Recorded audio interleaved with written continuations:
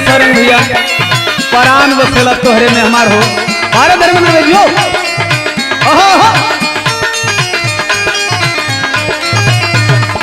नैनो की तो बात न जाने है सपनों के राज तो न जाने हैं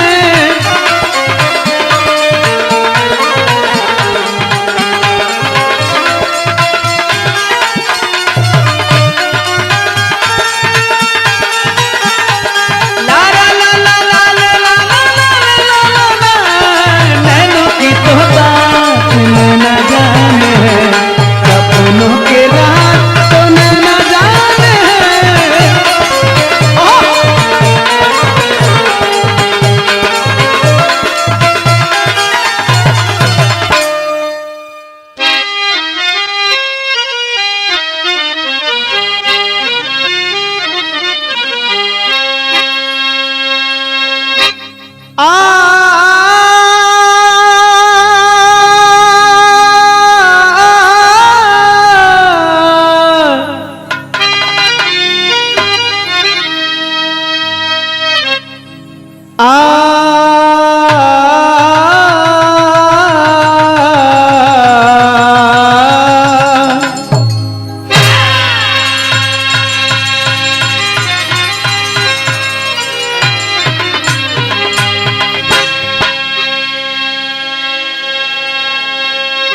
अय बाबू पुनः हम ओम प्रकाश दीवाना आप लोगन का दीवानवा उहे टीम के साथ एक और बिरहा लेके आइल बानी जौना बिरहा का नाम बा पाखंडवाद बना काल।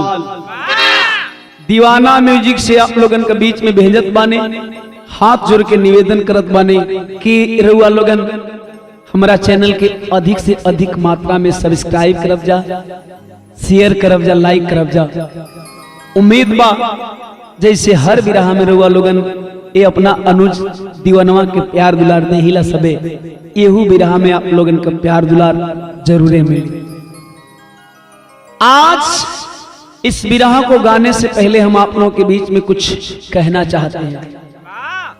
हमारे समाज में आज पढ़े लिखे डॉक्टर हैं, प्रोफेसर हैं, मास्टर हैं, टीचर हैं, आईएएस हैं, पीसीएस हैं, मंत्री हैं, प्रधान हैं, जिला पंचायत हैं। लेकिन एक बात क्लियर कर देना चाहता हूं कि एक दौर था हमारे पूर्वज आम को महुआ कहते थे और महुआ को आम कहते थे। जो उनको कहलवाया जाता था वही कहते थे। बट क्या है कि आज भी हमारा पढ़ा लिखा समाज आम को महुआ कह रहा है और महुआ को आम कह रहा है। एक बार पढ़े लिखे भाई लोग यही सोचेंगे कि दीवानवा पागल हो गई का, आज तो मन अमो चीन ले जा महुओ चीन ले। लेकिन मैं इस बिरहा से सिद्ध कर दूंगा कि आज भी मेरा पढ़ा लिखा समाज क्यों आम को महुआ और महुआ को आम कह रहा है। मैं बता देना चाहता हूं कुछ भय है जिसके कारण हमारा पढ़ा लिखा समाज आम को महुआ कहता है। भूमिका में उस भय के विषय में बताना चाहूंगा। वो भय है का मास्टर?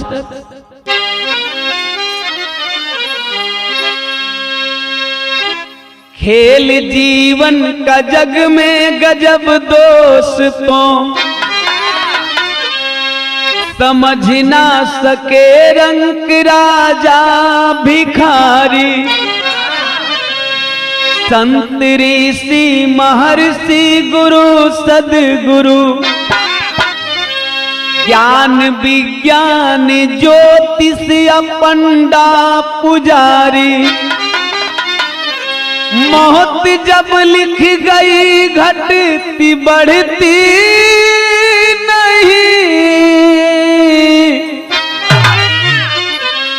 न आगे न पीछे होती एक पल।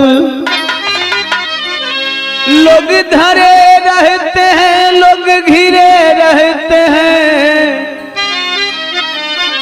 हंस उड़ जाता है वो भी कर लो अमल।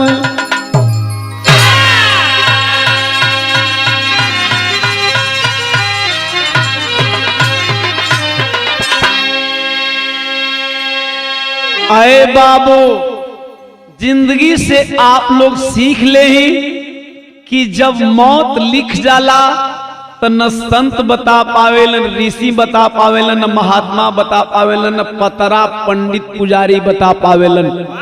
यहाँ तक कि मौत को लिखने वाले वह ईश्वर भी जब मौत लिख देते हैं तो न एक पल आगे करते हैं न एक पल पीछे करते हैं। यह दुनिया में न जन्म का साहित्य होला शत्रुघ्न, न मृत्यु का साहित्य होला, लेकिन फिर भी पता नहीं काहे लोग बिचावा में साहित्य निकलवावे। बिरहा में एक सूफियाना गजल लगल, जीतन कैसे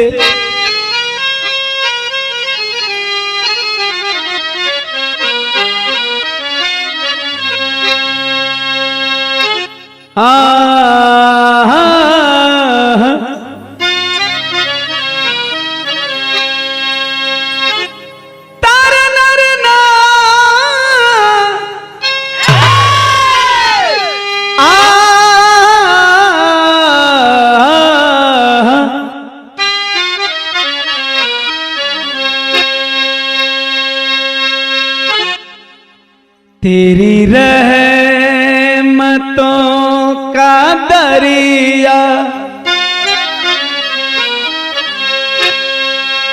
मालिक का नेक बंदा परवरदिगार अल्लाह से कहता है बिरहा जगत बदे बिल्कुल नई नई कव्वाली है। तेरी रहमतों का दरिया सरेआम चल रहा है,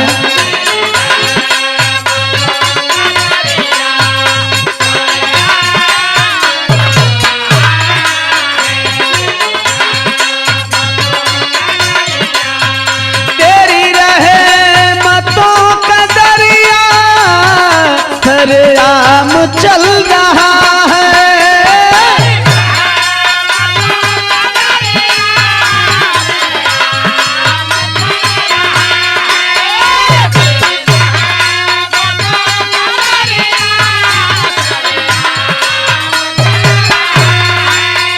तेरी रहमतों का दरिया सरेआम चल रहा है, मुझे भीख मिल रही है ख्वाजा से,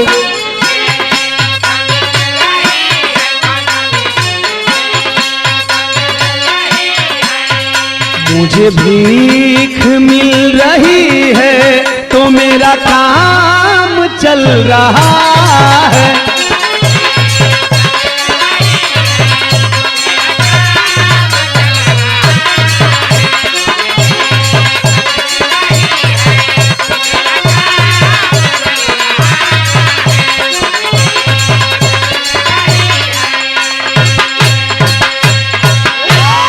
मगर तो ये बाबू ऐसे भी नीमन कवि जी बिरहवा में भाव दिल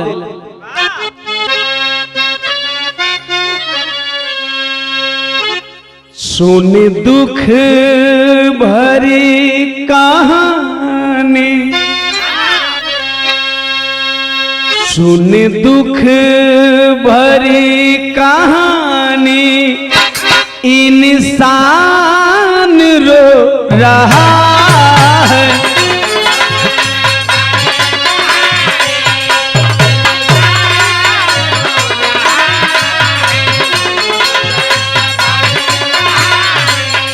सुन दुख भरी कहानी, इंसान रो रहा है,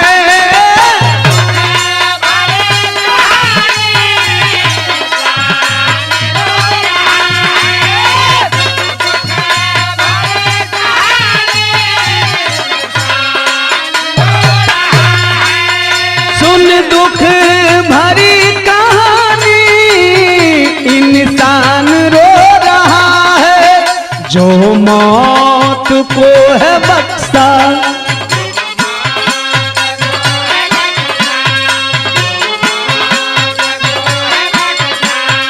जो मौत को है बख्शा, वो भगवान रो रहा है।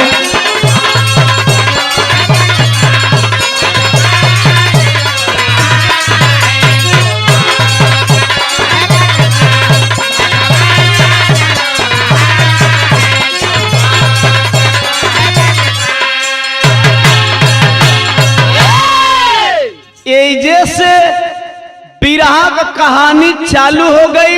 एक एक क्लियर कैल चाहतनी पुरनिया हमार कहावत कई के चल गई ना, उन लोग का कहावत आज भी चरितार्थ हो जाले कबो कबो। कैसे जीतन भैया?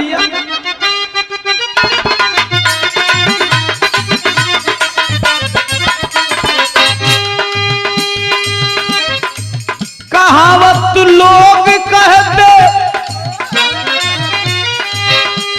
धर्मेंद्र भैया, कहावत लोग कहते साई से सुतार भला, कामगर बन जाए तो बाभन से चमार भला।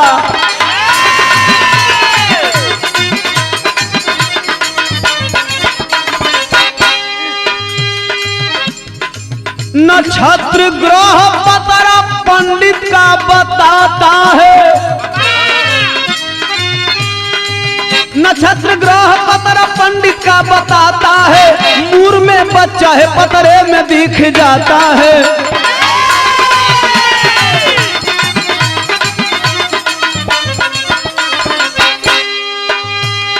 कुल पंडित जी का पतरवा में लौकेला जब लोग सैतिया दिखावेला तब। और का बतावेला पंडित जी का पतरवा? बताता पतरा ही भूकंप पानी आंधी है। वही पतरवा में लिखल है शत्रुघ्न भाई, बताता पतरा ही भूकंप पानी आंधी है, अंधविश्वास पाखंडवाद से बर्बादी है।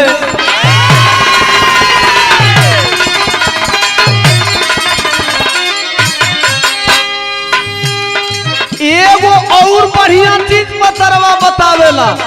हम बतौली ही कि न जन्म का साहित्य बा न मरण का साहित्य बा, बिचवा में एगो साहित्य निकलेला। कौन साहित्य?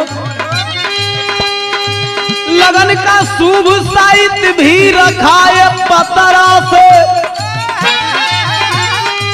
लगनिया में लोग साहित्य निकलवावेला कि कोनो अनहोनी न होई, लेकिन लगन का शुभ साहित्य भी रखा है पतरा से, शुभ मुहूर्त भी बचा न पाए खतरा से। बाजो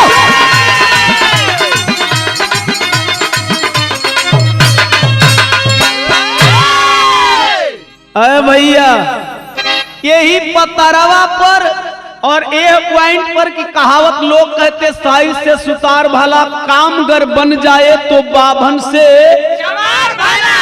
यही के ए बिरहवा में सिद्ध करम। बिरहा का कहानी कहां से लिहल गेल मास्टर जीतन? तनी एजा तरज बदलत है बाबू।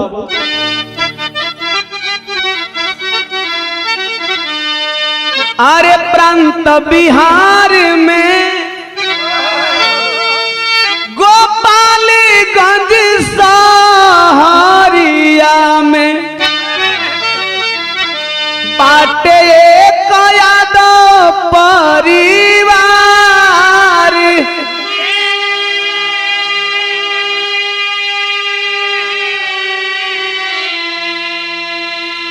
अरे मोहन यादव जी के ए बाबू चंपा गुजरिया,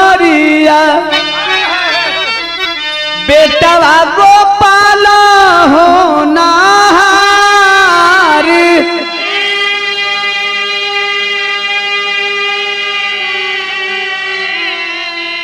अरे तब बम्बे में गोपाल करे प्राइवेट नौकरिया, पापा करे शादी के विचार।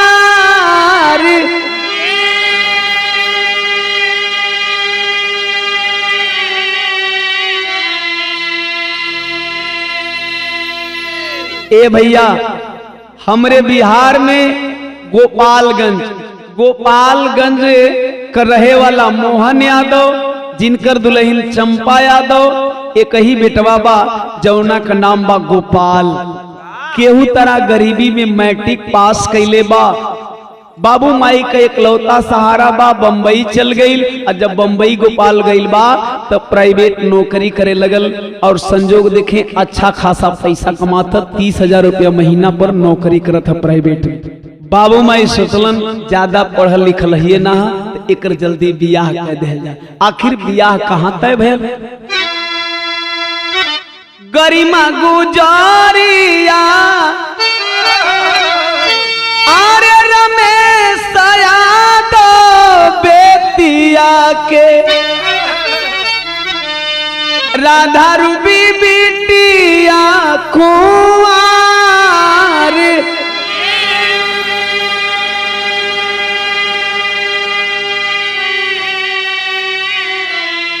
बेतिया का रहे वाला रमेश यादव, उनकर दुल्हन गरिमा यादव, दूगो जुड़वा बेटी हैं। दोनों लोगन के बीच में बड़ी बिटिया राधा, छोटी बिटिया रूबी। खाली 1 मिनट का अंतराल पर दोनों पैदा भइले। ए पंचों आखिरकार भयल का राधा के शादिया अरे वही गोपाल संगे तय भइली। भइली बा खुशी के बाबा छार।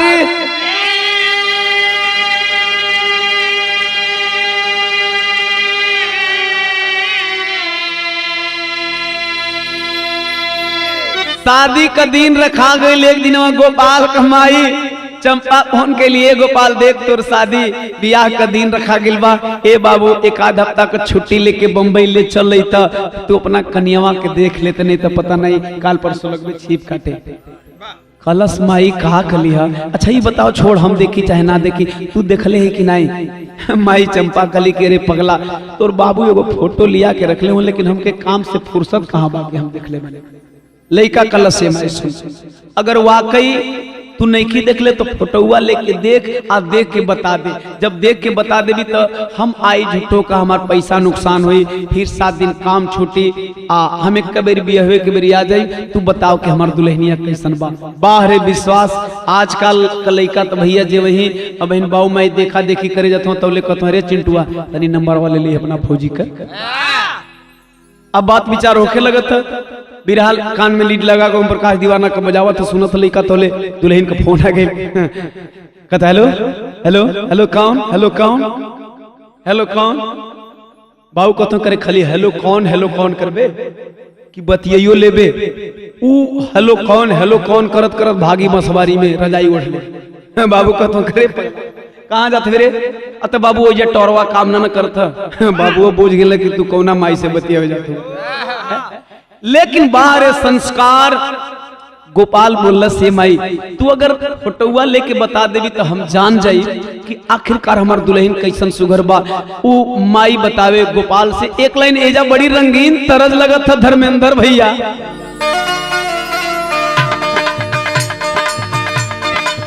ये हमरे कैसेट का गीत बा, हम गौले बानी। कौनो लड़की अपने सुघराई का बखान करत बे, का कहलस? अरे मैं हूँ रूपों की रानी जवानी गरम, अरे अच्छे अच्छे हो जाते हैं हमसे नरम।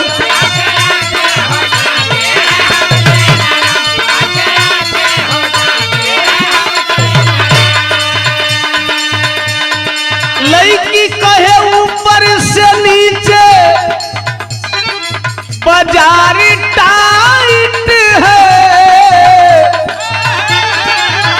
आम कले बनी ओढ़निया दुपट्टा ओढ़ ले रानी, अरे झलकता से लाइट है ओढ़निया।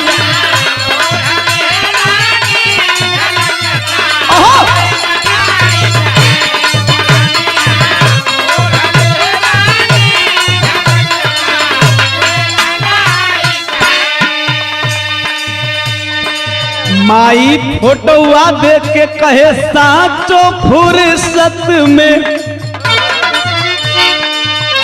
रब जी बनवले बड़े, बड़ी भगिया से तोहके मिलवले बड़े।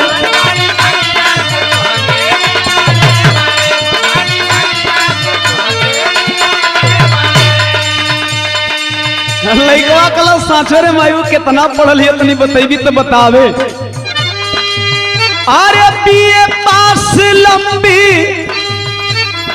सुघर गोरी बा दुल्हिया कनियावा सुपर से ऊपर लाखों में एक जोड़ी बा दुल्हिया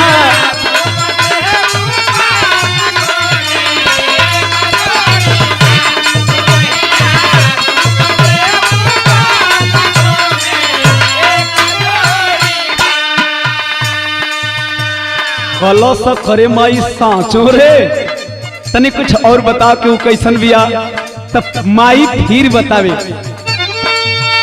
अरे आई घरवा तयंगना अजोर होई हो गोपाल कलश करे माई उमर करी हकार माई कलश से तने में ना और सुन सुघर सागर बिया सगर सोर होई हो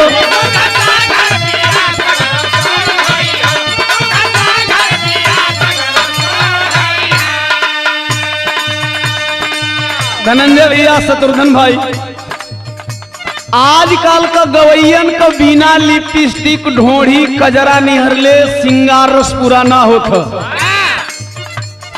लेकिन हम सिंगार बतावत ही ओकर खूबसूरती बिना ढोढ़ी कजरा लिपस्टिक बता देते लगी कि कितना खूबसूरत है माई कहे चेहरा गुलाब अब आप समझ ल कितना चमकत हुई चेहरा गुलाब खुली किताब चेहरा गुलाब खुली किताब असदील बाटे हो ऐसा लड़की मिलल मुश्किल बाटे हो रे बाबू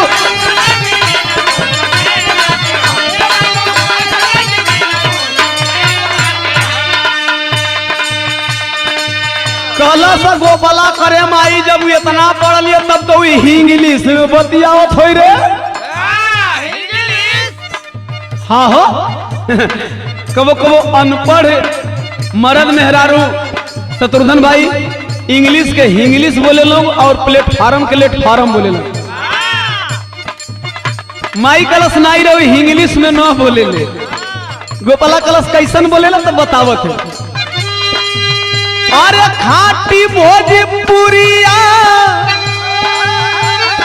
मिलल छोरी बा अरे दुल्हिया सुपर से ऊपर लाखों में एक जोड़ी बा आय हाय हाय कल से माई तब का चटमंगनी पर बिया रखवा दे आ गए रमेश भाई समधी जी अलन है गोपालगंज में मोहन यादव का द्वारे पर हथवा जोड़ लेना कहा ये समधी भाई तनी लेन देन क्लियर हो जाए तो दिनवा रखा जाए देखें बाबू आजकल का दहेज लो भी कहता हूँ कि भाई जी देखें हमारे कुल घर द्वार धन दौलत से भरल बा दो दो तीन तीन चार गो गाड़ी वाली फोर व्हीलर वाली ट्रैक्टर बा ट्रक बा हमारे दो चार गो लड़का इंजीनियरिंग करे सन हमें दहेज ना चाहिए लेकिन का करब परसोइया फलाने जगह का आयल रहलन एगो फोर व्हीलर बंद बड़ी गाड़ी देते रहे 5 लाख नगदे रुपये देते रहे लड़किया का टोटल गहनवा का खर्चवा वो है उठा ले रहे लड़कवा का 2 भर के सोना का सिकरी और दोनों हथवा में का अंगूठी देते रहे लेकिन लड़कवा का मामा माना कह दे अच्छा ये ससुर कुल गिना गई लेकिन अब ही लड़कवा का मामा मना कर दिला पता नहीं परसों दिन तिलकहरू आयल है कि यही बहने अपन दहेज बता देना बहन इनके दहेज ना चाहिए लेकिन बाहरे मोहन यादव जब दहेजवा के बतिया सुनलन कहलन का पगलाइल हुआ दहेज दिहल चाहत हुआ तो सुना दे दा तरज लगिल मास्टर बड़ी पुरान गीत लगल हमारा जन्म से पहले का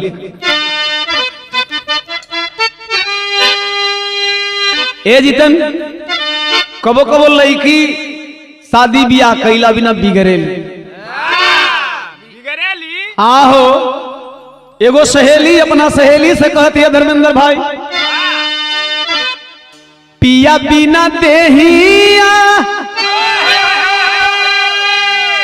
अरे पिया रईली सुन रे सखिया कि पिया रही सुनर सखिया आया बहिले गवनवा नहीं गईली सुनर सखिया।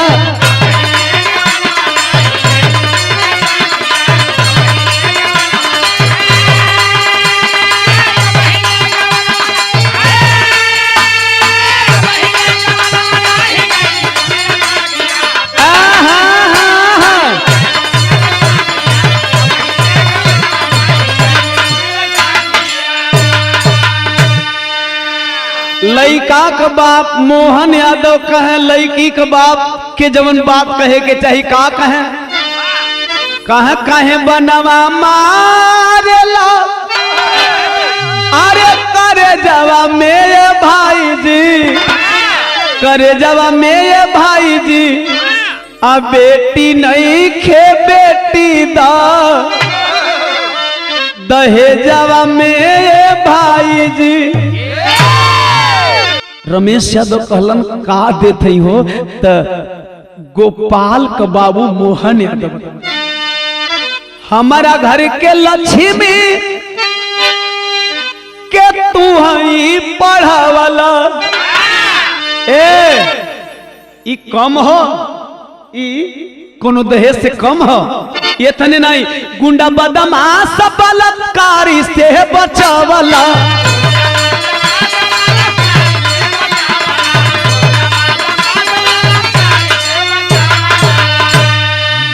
गौर करेंगे साथियों, अगर आज किसी बेटी का बाप इन बलात्कारियों से अपनी बेटी को बचा करके आपके घर की बहू बनाने के काबिल रखता है तो यह किसी दहेज से। अगर हर घर की बहू बेटियां इसी तरह लूट जाएं तो आप सोच लीजिए कि आपके घर के बेटे के लिए बहू कहां से आएगी। यह किसी दहेज से कम नहीं है। फिर कहते हैं कि अरे बीए पास करवला कवले जावा मेरे भाई जी कवले जावा मेरे भाई जी आ बिटिया नहीं खे बेटी दहे जावा मेरे भाई जी।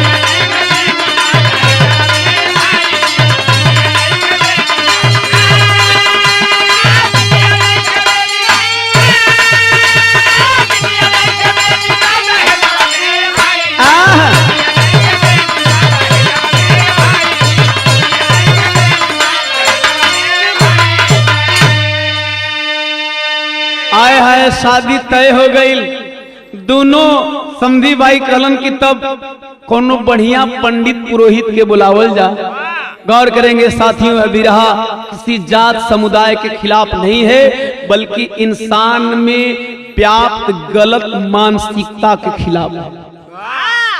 पंडित जी अलन है गोड़ धराई दोनों समधी लोग 500 रुपया दे दिला बाबा जी की जय हो। 1000 का जजमनी का हो गया। एगो बात कहते लोग तरज हमरे कैसे कब फिर लग गई भाई साहब। कौनो मेहरारू अपना मरद से कहे बाटे खुला दरवाजा कोरी बंद राजा जी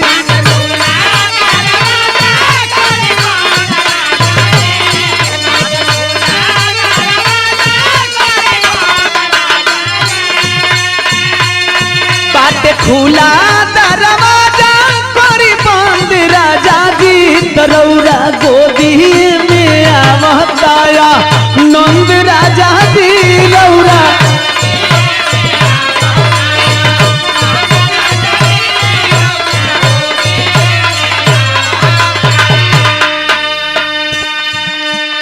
अरे बाकी लगले पतरा उचारे होई मगन बाबा जी कहल मई में बा बढ़िया लगन बाबा जी कहल मई में बा बढ़िया। कहल अरे जजमान हाई पतरावा तो मई में लगनिया और छोकरता हो। दोनों यादव जी कहला साचो बाबा। तौले मोहन यादव हथवा जोड़ के बैठ गेलन कहलन हे बाबा देखा मई में मत देखा तनी जुनवा देखा मई में हमारा लइकवा के छुट्टी न मिलल ओके छुट्टी तो जुनवे में मिली। तौले पंडित जी कहलन जुनावा जजमान जुनावा जुनवा जजमान सक पका गईलन मोहन यादव बाबा कोनो दिक्कत का कहा जुनवा में तो पतरवा खूनवे बतावत है देखा बड़ी विडम्बना धर्मेंद्र भैया हैं बियाह गौना हमहन कह जाई मेहरारू आ जाई तो सुहाग रात मनावे खातिर पंडित जी ले शायद पूछे मेहनत कई के घर द्वार हमहन बना दिहल जाई जब वो घर में ढूके को हुई तो पंडित जी ले शायद पूछे बतावा अच्छा लड़का फैका मेहनत कई के हमहन कह दिल जाई जब वो लड़का का नाम रखे कोई तो पंडित जी ले शायद पूछे बतावा भैया कालन जुनावा जुनावा में खूनवे लिखा था कहना बाबा 500 रुपया तू और ले ला है ना तू जहां मन करे तहे लगन देखा लेकिन शुभ लगन होके चाहिए तो पंडित जी जजमान मोहन यादव से लगन बतावत हो तिलक वाली कहा तिलक के तारीख जजमान रही 12 मई 2019 को एकदम लगन चौचक 24 घंटा आना जाना लगल रही एकदम बढ़िया कहे बाबा तब 500 रुपया और ले 2000 रुपया का बाबा का दुकानदारी हो गई अब हाई देखे कहे तब बियाहवा बता दे लगले तब बतावत हो सुबह विवाह रही डेटा 18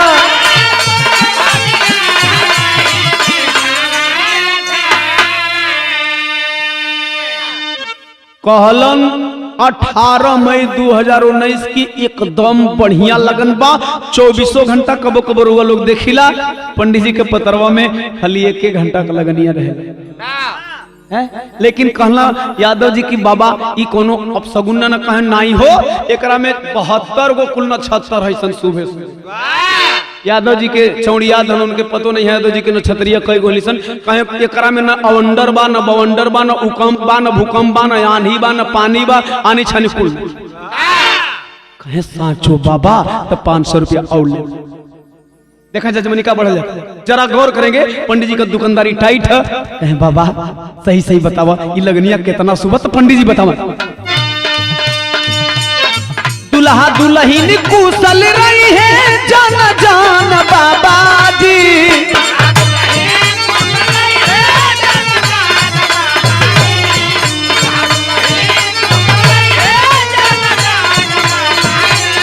दुल्हा दुल्हन कुशल रही है जान जान बाबा जी तो कहले मई में बाबा ढियाला गहन बाबा जी कहले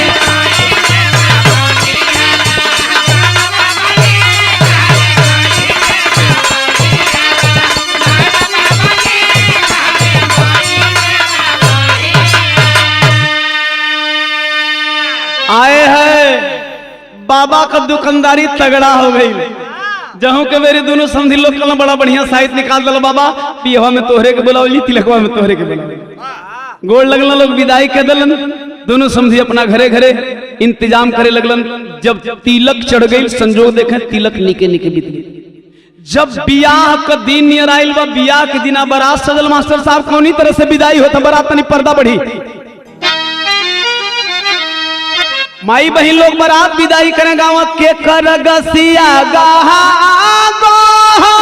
बाजेगा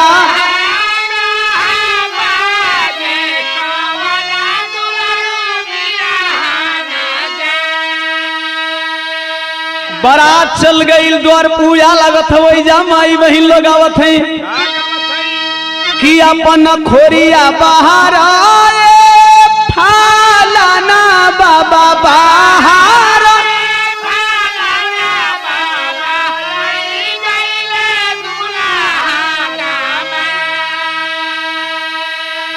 बड़ी बड़ी गीत है धीरे धीरे बारात पहुंचल डल पुजाई पर माई बहन लोग आवत है टीका वाली आईला ए भासुर डिबिया में मुनि के आ खोली के देखाव ना तो गाड़ी देबै चुनी के यही में लोग बड़ी बदल बदल गाड़ी गावेली। एक गोल गावत था सुई डोले, अरे सुई डोले कलाई बीचे घड़िया में सुई डोले। बड़ा जल्दी जल्दी गावली। अरे दुल्हा का बहिनी हजार करे जाली, हजार करे जाली, बाजार करे जाली सुई डोले।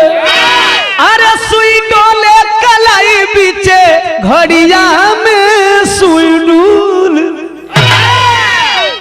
यही के बनारस वाली चल जी बा। बनारस के मतारी बही लोग आवेली की खत आई गयो, अरे खत आ गयो सहारा बनारस से खत।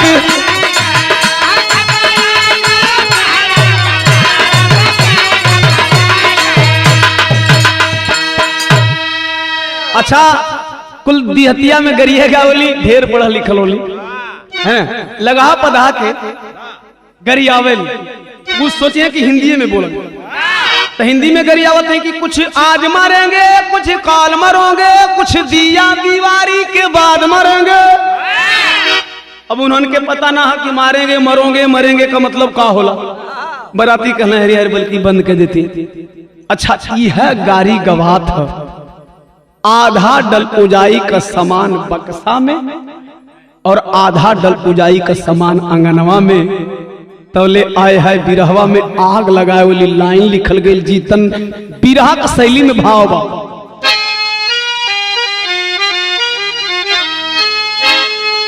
अरे तवले पंडित का पतरा फेल होई गवा, हुआ है मंगल बीच मंगल वाला खेल।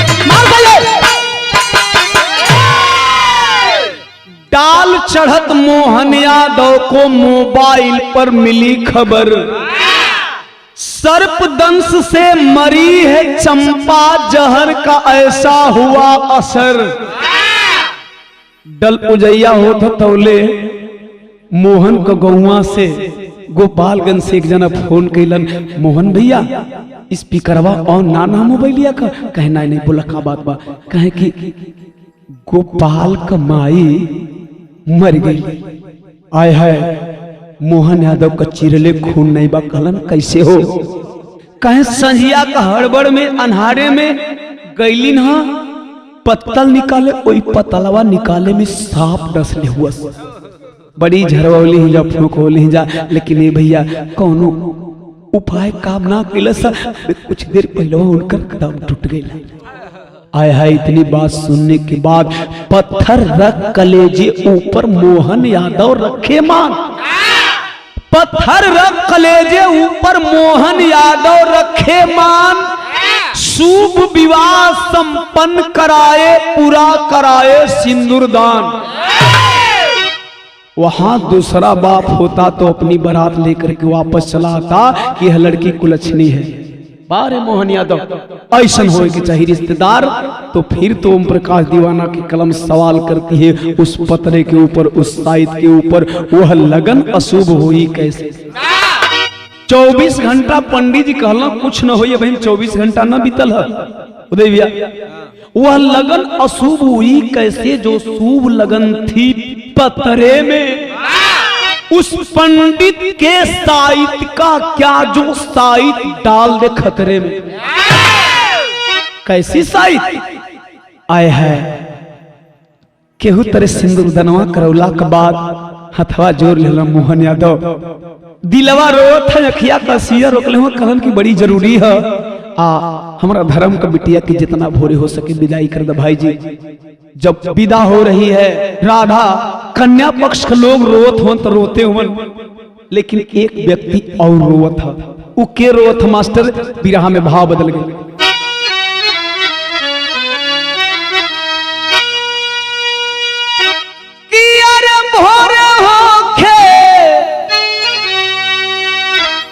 विदाई रोवेले मोहन,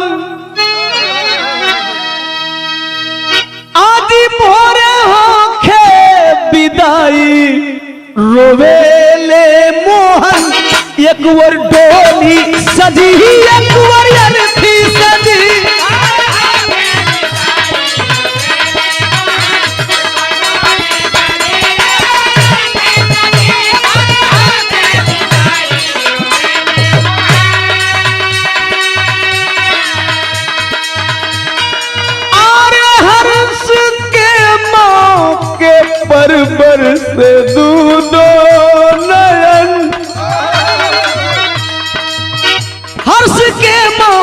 पर बरसे दोनों नयन, एक और डोली सजी एक और अर्थी सजी।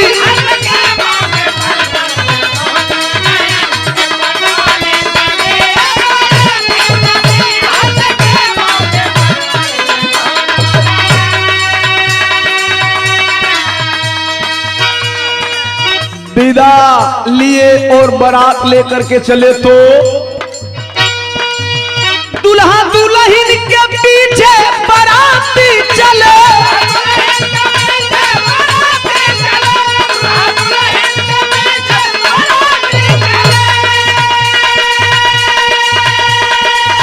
मोहन यादव भी लेके संघाती चले।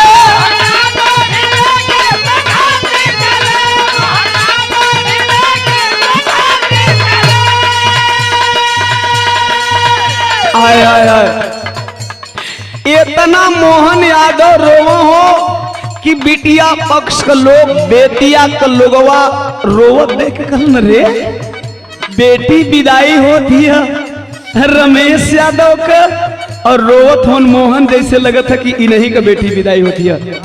आए रमेश यादव सिनवा से सिनवा सता के कहलन कि भाई जी एगो बात बतैता, हम अपना बचिया से मिले खातिर कलेवा चौथारी लेके कहिया आए।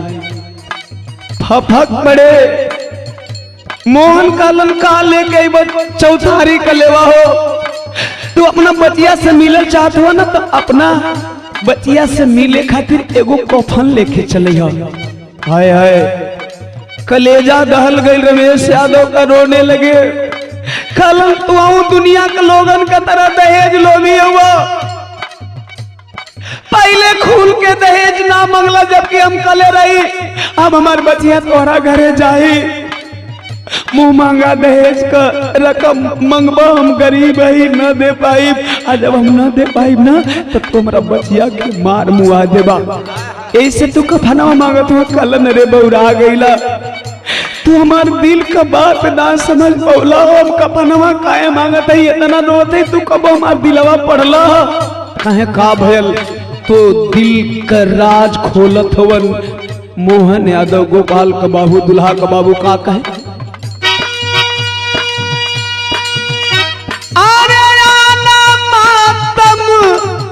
में समधी लेके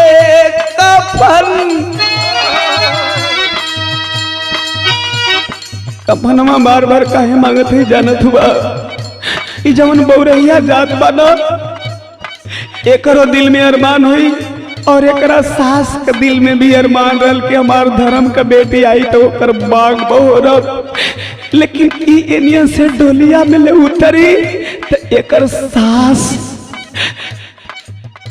गोपाल कमाई अर्थी पर सूत के कर इंतजार करती है, डोलिया पर उतरी तो अपना कन्या पर अर्थिया रख ली। ए पगली जैसे ने दुनिया में कोनो अभागिन बेटी हुई अभागिन पतो हुई। हाय हाय हाय गोपालगंज के लोग रोने लगे, बाहर मोहन यादव इतना दर्द छुपा करके आओ सिंदूर दान करा लिए क्या? हाँ सुना, अरे ना मातम में समधी जी लेके कफन एक और डोली सदी उधर अर्थी सदी।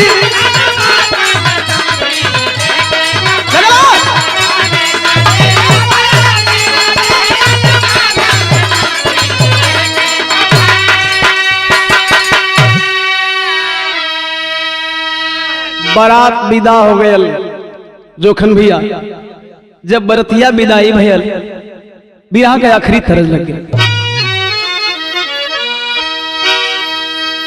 पेतिया से कुछ दूर दुल्हा दूल्हा हिनके गाड़ी अइली,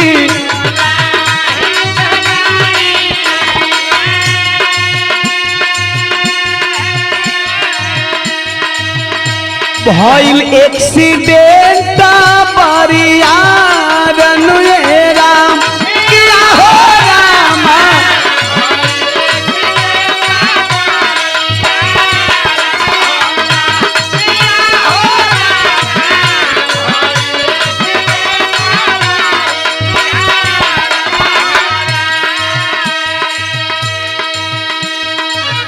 बेतिया से कुछ दूर वरवधू की गाड़ी पहुंची होगी, तब तक से सामने से आ रही 4 व्हीलर से वह गाड़ी टकरा जाती है।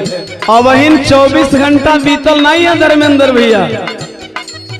पंडित जी का शुभ लगन के विषय में बतावत है।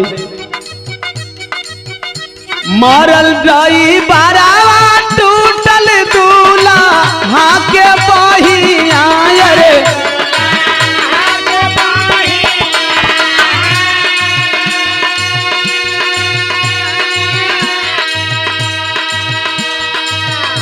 राधा गईली सरगावा सीधा रनुएरा किया हो रामा।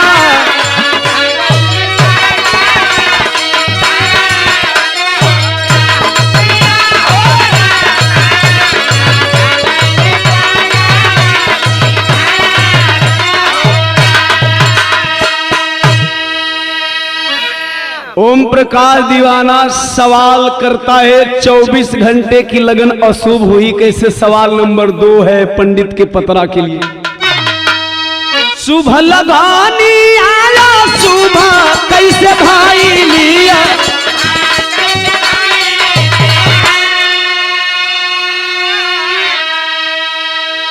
किया हो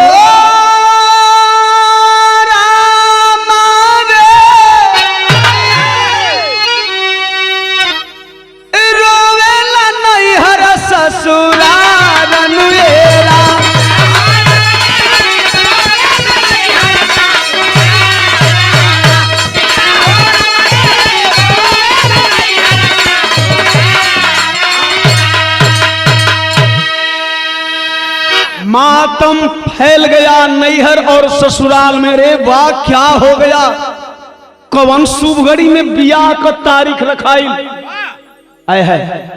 तो पहपट में कवि जी भाव लिखे इस हालात को देख करके जीतन बाबू।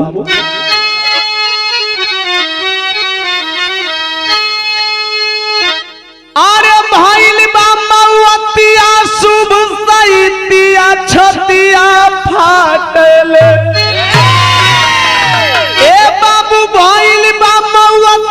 शुभ सैतिया छतिया फाटले, आ झूठ बपतरा पंडित वाली बतिया छतिया फाटले।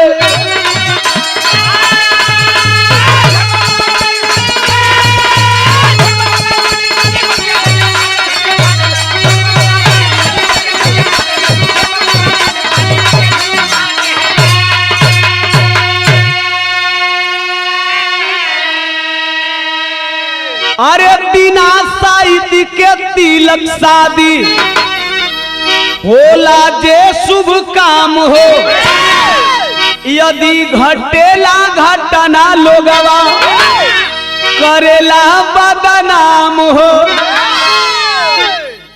कभी कभी बिना लगन का बियाह तिलक रहुआ लोग देख लो, कब 2 बिरादर सनकल बा, कौन कौन हो? चमार और कोयरी।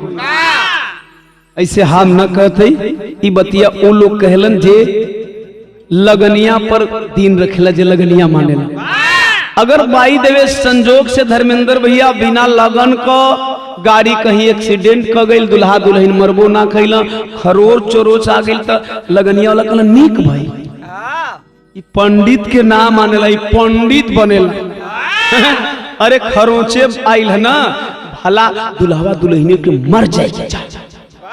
तब तुनहन के समझ में आई कि लगन और बिना लगन का मतलब का हो जाला। संजोग से अगर मौत हो गई तब तो आदमी के कहीं के देख ला बिना लगन का गई हैं, ई पंडित ले बड़ हो गई, कैसन दुल्हा दुल्हनिया निपोर के मर गई। और यही मौत लगन पे हो जाए तो वो टाइमिया का कहीं लोग, अरे का करब भैया, यह विधि का विधान भगवान के ये मंजूर। अब वो घड़ी मंजूर भगवान के हो गए। गौर करेंगे, यही पाखंड है, यही विडंबना है।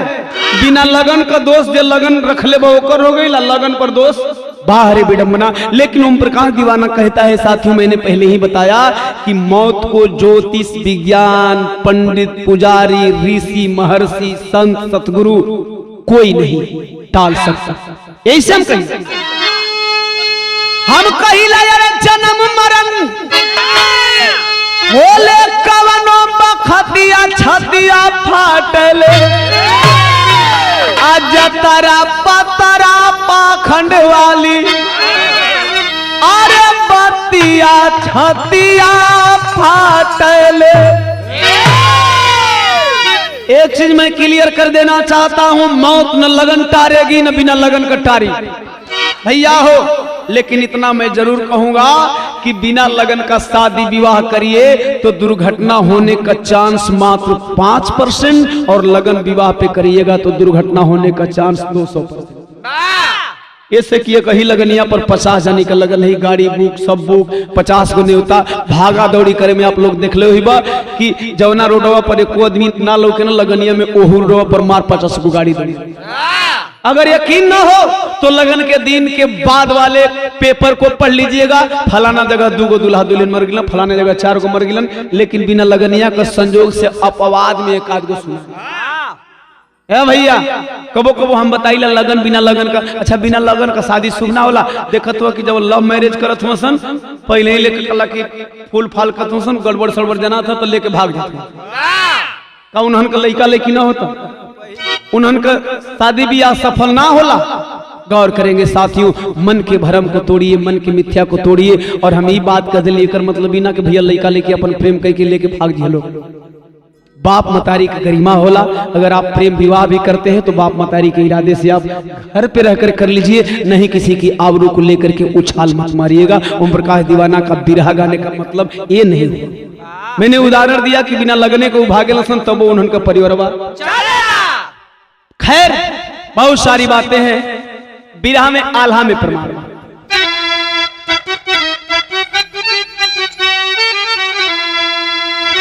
यही से हम कहिला कि अरे बनल रही जातारा, अरे बनल रही जातारा तो का करी पतरा बाबू।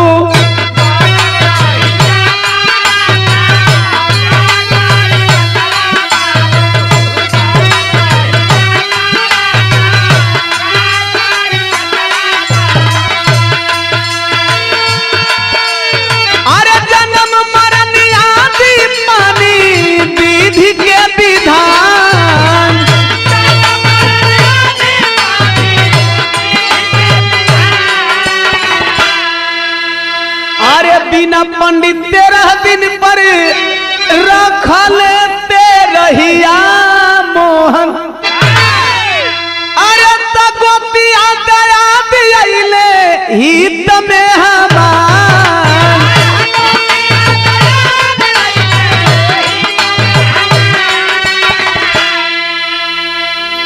आए आए रमेश के और मोहन के एक बात का खटका लग गई कि अब का कइल जा।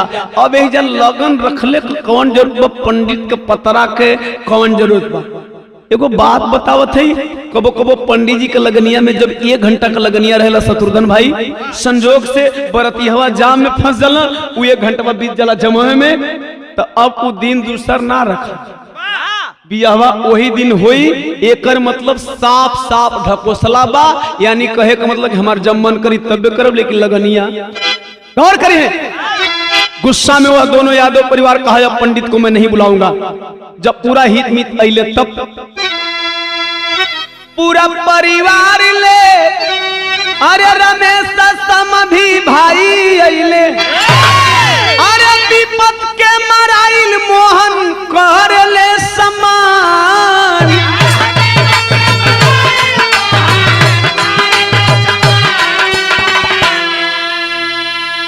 होते बिहनवा हित मित सब जाए लगल, अरे समधी रमेश ले परिवार श्रीमान।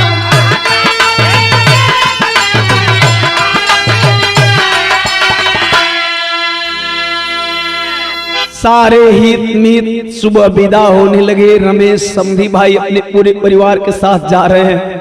आय हाय झरझर झरझर मोहन के अखिया बरसत बा, एगो कोनवा में बैठ के बौरहवा गोपाल रोवत बा। रमेश यादव रोवत देख के एगो बात कहलन खड़ी कहलन बरसत अखिया से अरे पोछल तू पनिया भाई जी। मोहन यादव कहलन कैसे अखिया को पनिया पोछ ले हम पे एक बार संतोष कर ले, लेकिन अब बौराहा गोपला के देखा था ना अब ओकर बियाह ना होई। अगर कोई अगुओ आई ना लोग ये कह के उच्चा बाई ना बियाहवा कटे में अपना माई के चबा गिलस अपनी मेहरुआ के चबा गिलस। हम तो मना ले उठवरा अपन जिंदगी कैसे बिताई कहीं बिताई न हो पोछला। अरे तुहार आहा का आंसू पोछे वाली एहिजे बात तू कहे रोवा तारा कहे का मजाक कर तारा। जा तुहार बेटी मर गई कौन ठीक बात तू रिश्ता चलेबा कि नया कबो कबो अगर अपना छोटकी बचिया के लेके हमरा के आई बात तो तुहार छोटकी बचिया हमारा और हमारा बचवा का आंस न पोछे कहा नहीं हो तोहर आंख पोछे वाली बा कहे का मजाक कइला। तब बतावे मोहन यादव से रमेश काला बरसत अखिया से पोछला तू पनिया भाई जी। अरे तो हमारी रूबी तोहरी घर का दुल्हनिया भाई जी।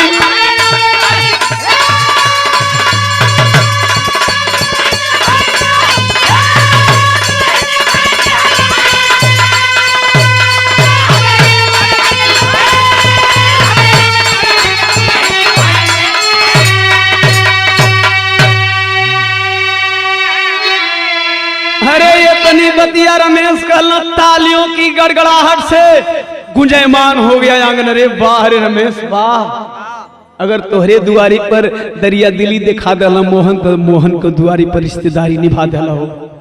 अब लोग सोचे कि अगर पंडित जी का पतरा में जाए तो साल भर का बाद लगन खोली। अब पंडित जी का पतरवा देखी के का कहिए कि वही दिन मुआए जियाए दिहलो तो वह पूरा परिवार एक फैसला लेता है कि अब आजे कुल जाना रुकल जाई। आजे राती का दोनों लड़का लड़किन का हाथ बांधा आए है जुड़वा छोटकी बहन जब रूबी का हाथ में रखाई तो कभी जी एक लाइन और लिख अरे मन की लगनिया से शुभ भइली शादी शत्रुघ्न भाई। अरे पंडित वाला पतरा करवलस बर्बादी। पूरा यादव परिवार हाथ पे हाथ रख करके कसम खाया। जब सिंदूरदान हो गई तब का कसम खाई लो अरे कब अब ऐसन ना होई नादानिया भाई जी। अब हम लोग कसम खाते हैं कि कभी हम पंडित के पतरे की तरफ नहीं जाएं। का फायदा भैया अब आप लोगन के समझ में आये कि हम पर कसवा काहे कल सकी। आज भी लोग आम के महुआ और महुआ के आम खाते जबकि हमारे पढ़ल लिखल समाज हो गई। का करब पंडित जी कह दिए भैया ही गोबर है यही के गणेश मान। हमारे पढ़ल लिखल समाज के ई नहीं समझ में आवत कि गोबर हते कि कैसे गणेश मान ली। अच्छा गणेश मान लिया पंडित जी घन लेना जब वही तो गोबर के गणेश मान लते वही पंडित जान गया कि तोरा दिमाग में गोबर है बा। वही गोबर के अगर पंडित जी से कहा कि पंडित जी अब तू मान ल बर्फी है वो कच्ची है कच्ची बर्फी शुद्ध खोआ तो पंडित जी नहीं मनिया। फर्क समझ ले इतना ही फर्क है साथियों आप में और पंडित जी में कि पंडित जी जो कहते हैं आप सुन लेते हैं और आप जो कहते हैं पंडित जी। अच्छा हमारे पढ़ल लिखल समाज के पढ़ल लिखल आदमी जानकार आदमी पाखंडवाद आडंबर से दूर आदमी अगर कही भैया ये का करत हुआ तो कहीं अरे भैया का कर दीवाना बाप दादा ले चल आवत तो हम चलावत। हम कब अरे भैया बाप दादा गोबर पथई कैलस चरवाही कैलस हरवाही कैलस बतावा तो बाप दादा जवन कैलस तवने करब एकर मतलब तोहरा BA MA PhD professor doctor collector DM SDM बनले से का तो बाप दादा मत गोबरे पतले होता कहीं रहे का कर भैया रीत रिवाज बा दौर करेंगे। इसीलिए ओम प्रकाश दीवाना एक बात कहता है, जिस बात को कहकर के मैंने बिरहा चालू किया था उस बात को कहकर बिरहा खत्म कर रहा हूं। मैंने क्या कह के बिरहा स्टार्ट किया था? यही से कहाला भला साइड से सुतार हो आप बन जाए काम भला बाभन से चमार हो।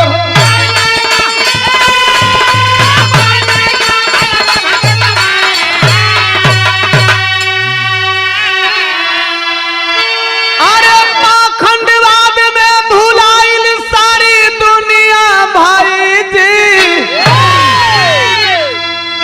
गुरु बिहारी बुद्ध छत्रपति कह गए बाबा भीम, यादव कवि सुरेंद्र कहते ब्राह्मणवाद अफीम। ब्राह्मण नहीं, गौर करेंगे मैंने पहले ही बोला कि यह मेरा बिरहा किसी जाति विशेष के लिए नहीं है। ब्राह्मण अफीम नहीं है, ब्राह्मणवाद है। हम किसी जात समुदाय को इस बिरहा से ठेस नहीं पहुंचाना चाहते। क्या अफीम है? यादव कवि सुरेंद्र कहते ब्राह्मणवाद अफीम। अफीम से भी तगड़ा नशा है भैया। ये अंदरे अंदरे खोखला कभी समझ भी नहीं, लुटाए जी पिटाए जी। तो अरे पंडित का पतरा फेल होई गवा, अरे होईगा होईगा होईगा होईगा पंडित का पतरा फेल होई